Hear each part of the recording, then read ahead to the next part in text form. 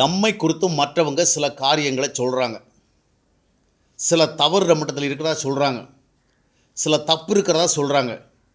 நாம் இப்படியெல்லாம் இருக்கலாமா, இப்படியெல்லாம் நடக்கலாமா, இப்படியெல்லாம் பேசலாமா, இப்படியெல்லாம் செய்யலாமா அப்படிங்கிற மாதிரி கேள்வி கேட்குறாங்க. அந்த மாதிரி அவங்க கேள்வி கேட்கறதுக்கு அவங்களுக்கு ஒரு பின்னணி இருக்குது, காரணம் இருக்குது. அப்போ அந்த மாதிரி அவங்க கேள்வி கேட்கும் பொழுது நமக்கு ஒரு இயற்கையாகவே ஒரு நுண்ணுணர்வு நமக்கு இருக்கும். ஐயோ, இப்படிலாம் இவங்க கேட்குற நிலைமை வந்துச்சே, இவங்க இந்த மாதிரி சுட்டி காட்டுறாங்களே, வெட்கப்படுத்துகிறாங்களே, நாணப்படுத்துகிறாங்களே, இது நம்முடைய கௌரவத்தை பாதிக்கிற மாதிரி இருக்குதே, கௌரவத்தை பாதிக்கிற மாதிரி செய்கிறாங்களே அப்படிங்கிற ஃபீலிங் எல்லாம் வரும். இது இயற்கையில் மனிதனுக்கு வருகிறது. ஆனால் சில நேரங்களில் மனுஷன் என்ன பண்ணுறான்னா, சில காரியங்களை குறித்து சுட்டி காட்டுற பொழுது, சில தவறுகளை எக்ஸ்போஸ் பண்ணுற பொழுது அவனுக்கு வெட்கம், மானம், சூடு, சொரணை இதெல்லாம் வந்தாலும் இதற்கு முக்கியத்துவம் கொடுத்து விட்டால் தான் எதிர்பார்க்கிறவைகளை அடைய முடியாதே என்கிற ஒரு எண்ணம் என்ன பண்ண சொன்னால், பரவாயில்ல, வெட்கப்பட்டாகிலும், நாணப்பட்டாகிலும், கௌரவத்தை விட்டாகிலும், சூடு சுரணை இல்லை என்று பேசப்பட நிலைமை ஏற்பட்டாலும் பரவாயில்லை, நமக்கு சில மானிட்டரி பெனிஃபிட் வேணும். இப்போ அரசியல்வாதிகள் மத்தியில் போய் பார்த்தீங்கன்னு சொன்னால், இந்த அரசியல்வாதிகளுடைய லஞ்ச லாவணியங்கள், ஊழல்கள், இன்னும் அவர்களுடைய பல முறைகேடுகள், அவர்கள் தவறாக நடந்து கொள்கிறார்கள், இது போன்ற காரியங்களை நிறைய பேர் எக்ஸ்போஸ் பண்ணுவாங்க, சுட்டி காட்டுவாங்க. சுட்டி காட்டுற வேளை பப்ளிக் நினைப்பாங்க, இப்படி அக்கு வேறு ஆணி வேறாக விலாவாரியாக தப்புகளை சொல்கிறாங்களே, இந்த அரசியல் தலைவர்களுக்கு வெட்கம் இல்லையா, இப்படி நீ சம்பாதிச்சிருக்கிற, இப்படி அடைஞ்சிருக்கிற, இப்படி ஏமாற்றிருக்கிற, இப்படி ஃப்ராட் பண்ணியிருக்க அப்படிலாம் அந்த மக்கள் அதாவது அவங்களுக்கு எதிர்த்து நிற்கிறவங்க சொல்கிறாங்களே, இவங்களுக்கெல்லாம் சூடு சொரணை இல்லை அப்படின்னு மக்கள் கேட்பாங்க.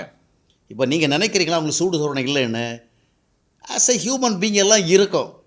இருந்தாலும் அவங்க என்ன பண்ணுறாங்க, அதை பற்றி கவலைப்படாமல் போகும்படியாக தங்களை பழக்குவிக்கிறாங்க. ஏன்னா வெக்கம் வரத்தான் செய்யுது. ஏன்னா அவங்க தெளிவாக சில தவறுகளை அறிந்து நம்மளை எக்ஸ்போஸ் பண்ணுறாங்க. பப்ளிக்கில் நம்மளை கொஞ்சம் லோவாக தான் பார்க்குறாங்க. பார்த்தாலும் இங்கே தான் காசு வருது. இதையெல்லாம் நம்ம முக்கியத்துவம் கொடுத்தோன்னா நம்ம அரசியலில் நிற்க முடியாது, உயர்நிலை அடைய முடியாது. அப்போ வெக்கத்தை பற்றி கவலைப்படாதபடிக்கு, நாணத்தை பற்றி கவலைப்படாதபடிக்கு, சூடு சோடனை பற்றி கவலைப்படாதபடிக்கு, சுய கௌரவத்தை பற்றி கவலைப்படாதபடிக்கு நமக்கு ஒரு பெரிய பெனிஃபிட் இருக்கிறனால அதற்காக எல்லாவற்றையும் தியாகம் பண்ணுறாங்க. இன்றைக்கி வேசித்தனம், விபச்சாரம் அப்படிலாம் சொல்கிறோம். நிறைய பேர் வேசித்தனம் பண்ணுறாங்க, விபச்சாரம் பண்ணுறாங்க. இதன் மூலமாக தங்களுக்கு ஒரு ஆதாயத்தை பெற்றுக்கொள்கிறாங்க. இவங்களை பப்ளிக் ஒரு லோ எஸ்டிமோட இவங்களை மிக தாழ்வாக பார்க்குறாங்க. இது இவர்களுக்கும் தெரியும், நாம் தாழ்வாக பார்க்கப்படுகிறோம், தாழ்வாக பேசப்படுகிறோம், நம்மை யாரும் மதிக்கலை. இப்போது அவங்களுக்கு சூடு இருக்குதா, சுரணை இருக்குதா, எல்லாம் இருக்குது. அவங்களுக்கு ஒரு சுயகௌரவம் இல்லையா, இருக்குது. ஆனால் அவங்க என்னன்னு சொன்னால், அவைகளை பொருட்படுத்தாமல் வாழ்வதற்கு தங்களை பழக்குவித்து கொண்டார்கள் என்றால் அதில் தான் அவர்களுக்கு ஆதாயம் இருக்குது. ஐயோ, ஜனங்கள் நம்மளை இப்படி தாழ்வாக பார்க்குறாங்களே, நம்மளை குற்றவாளிகளாக பார்க்குறாங்களே, நம்ம தவறு செய்தவங்களாக பார்க்குறாங்களே அப்படிங்கிறதெல்லாம் அவங்க ரொம்ப ஃபீல் பண்ணி அதுக்காக இதெல்லாம் செய்ய விட்டாங்கன்னா பணம் சம்பாதிக்கிறது எப்படி? அப்போ பொருள் ஆதாயத்துக்காக மனுஷன் என்ன பண்ணுறான்னா, சூடு சொரணை, வெட்கம், மானம், ரோசம் எல்லாத்தையும் என்ன பண்ணுறான், சாக்ரிஃபைஸ் பண்ணுறான்.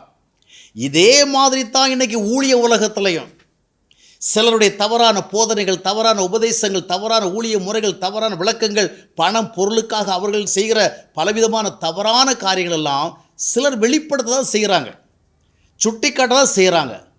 இந்த மாதிரி இவங்க செய்கிற தவறுகளை சுட்டி காட்டுகிற பொழுது இவர்களுக்கு ஒரு உணர்வு இல்லையா, இவங்களுக்கு வெட்கம் இல்லையா, இவங்களுக்கு சூடு இல்லையா, சுரணை இல்லையா அப்படின்னு சில பப்ளிக் கேட்குறாங்க.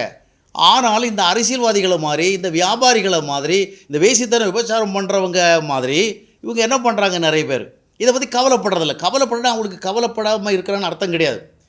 அதாவது சில ஊழியக்காரர்களுடைய தவறுகளை, குறைகளை, முறைகேடுகளை எல்லாம் நியாயமாக சொல்லுகிற பொழுது அவர்களுக்கு ஒரு மன வருத்தம் வரதான் செய்யும். ஐயோ, நம்முடைய கௌரவம் குறையுதே, நம்மளை மக்கள் சாதாரண தவறாக பார்க்குறதுக்கு இவங்க வழி எடுப்படுத்தி கொடுக்குறாங்களே, நம்முடைய உண்மைகளெல்லாம், அதாவது நாம் செய்கிற தவறுகளெல்லாம் மக்கள்கிட்ட எக்ஸ்போஸ் பண்ணி நம்ம மேலே இருக்கிற மரியாதை குறைக்கிறாங்களே, இது அவங்களுக்கு ஃபீல் பண்ண தான் செய்கிறாங்க. அவங்களுக்கு சூடு சோடனை, மான மரியாதை எல்லாம் இருக்க தான் செய்யுது. ஆனாலும் அதை விடுறதில்ல, அந்த தவறுகளை விடுறதில்ல. மாதம் பொய் சொல்லி தான் நீங்கள் வாக்குத்தத்தம் கொடுக்குறீங்க அப்படிங்கிறத நிறைய பேர் சுட்டி காட்டிட்டு தான் இருக்கிறாங்க. ஆனால் நிறைய பேர் விடுறதில்லையே.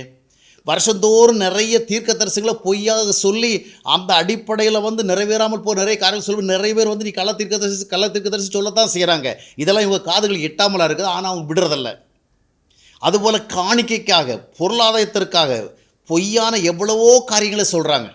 எவ்வளவோ பொய்யான காரியம் ஆண்டவர் சொல்லாதெல்லாம் சொல்லி ஒரு ஊழியத்தை வியாபாரம் மாதிரி பண்ணுறாங்க. இந்த வியாபாரம் பண்ணுறதை நிறைய பேர் வந்து சுட்டி காட்டுகிற பொழுது இவர்களுக்கு உணர்வு இருக்கிறதா இல்லையா? இருக்கிறது. ஆனால் விடவில்லை. காரணம் என்னவென்றால் இவர்களும் அந்த வியாபாரிகளைப் போன்ற ஒரு மனநிலையை உருவாக்கிக் கொள்கிறார்கள். இவர்களும் அந்த சினிமாக்காரர்களைப் போல, சினிமாவில் பார்த்தீங்கன்னு சொன்னால் உடம்புல உடை இல்லாதபடி ஆடுவாங்க, பாடுவாங்க, ரசிப்பாங்க. அவன் என்ன பண்ணுவான்னா ஒரு வித்தியாசமான பார்வையில் அவங்கள பார்ப்பாங்க. இதெல்லாம் நடிகர்களுக்கும் தெரியும், நடிகர்களுக்கும் தெரியும்.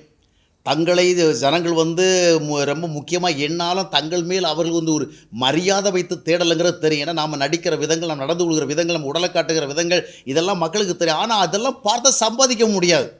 இன்றைக்கி மாடலிங்கில் பார்த்தீங்கன்னு சொன்னால், இன்னும் ஃபேஷன் துறையில் பார்த்தீங்கன்னா எவ்வளோ பேர் வந்து அந்த மரியாதை சூடு எல்லாவற்றையும் வந்து ஓரமாக வச்சுக்கிட்டு தான் பணத்தை சமையனால ஹியூஜ் அமௌண்ட்டு அவங்களுக்கு இன்கம் வருது.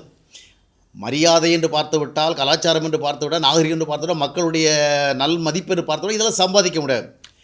இது போன்ற நிலையில் தான் இன்றைக்கு ஊழியக்காரர்கள் மாறிவிட்டேன்னு சொன்னால் அது வந்து ஊழியருக்கு தகுதி இல்லை. அதாவது ஊழியக்காரர்கள் பரிசுத்தமாக வாழ்வதற்கு அழைக்கப்பட்டால் பரிசுத்தத்தை பற்றி பேசும் அழைக்கப்பட்டார்கள்.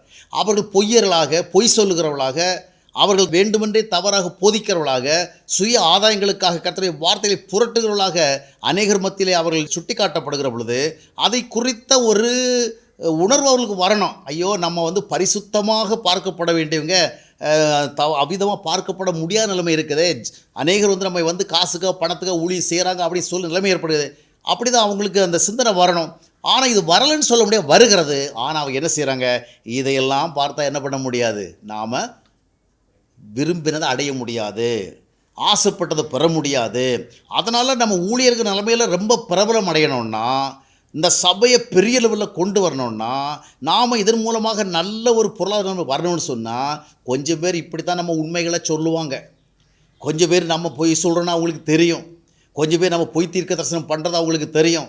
கொஞ்சம் பேர் நம்ம சத்தியத்தை புரட்டுறது அவங்களுக்கு தெரியும். இதெல்லாம் நம்ம பார்த்துக்கிட்டு மக்கள் கொஞ்சம் தாழ்வாக பார்க்குறாங்கன்னா அப்போ நாம் அட்ரஸ்லாம் போயிடும், நமக்கு பெரிய வருமானம் இருக்காது.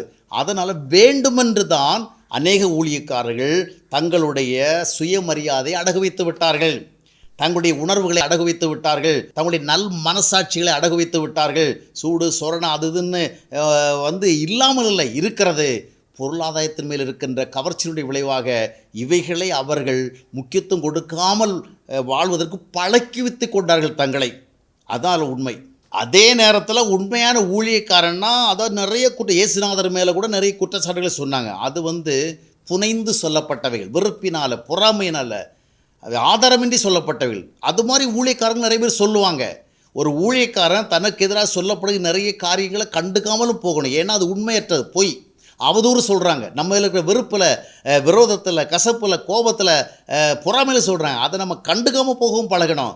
அதே நேரத்தில் எந்த ஒரு ஊழியக்காரர்களும் தன்னை பற்றி சொல்லுகிற காரியங்கள் தன்னுடைய வாழ்க்கையிலேயோ ஊழியத்திலேயோ ஏதாவது விதத்தில் சம்பந்தம் இருக்கிறதா என்று யோசித்து பார்த்து அதை குறித்த நுண்ணுணர்வுகளாக இருக்கணும்.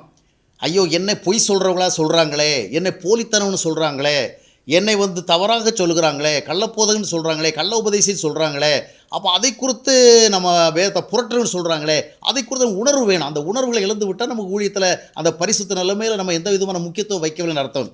எனவே வியாபாரத்துறையில் உள்ளவங்க பொருளாதாயத்திற்காக, சினிமா துறையில் உள்ளவங்க பெரிய ஒரு ஆதாயத்துக்காக, வேசித்தனம் விபச்சாரம் பண்ணுற ஒரு ஆதாயத்துக்காக வேண்டுமென்றே தங்களுடைய சுய கௌரவங்களையும் வெட்கம், மானம் இவைகளெல்லாம் வந்து வேண்டுமென்றே பொருட்படுத்த வைத்திருக்கிறது போல தேவ ஊழியர்கள் ஒருபோதும் இருக்கக்கூடாது.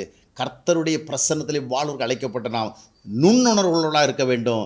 நம்மை குறித்து சொல்லப்படுகிற காரியங்கள் உண்மையாக இருக்கும் என்றால் அதை குறித்து மனம் வருந்த வேண்டும், அவளை விட்டு விலக வேண்டும். உணர்வுள்ளவர்களாக இருப்பதுதான் ஊழியனுடைய உண்மையான அடையாளம்.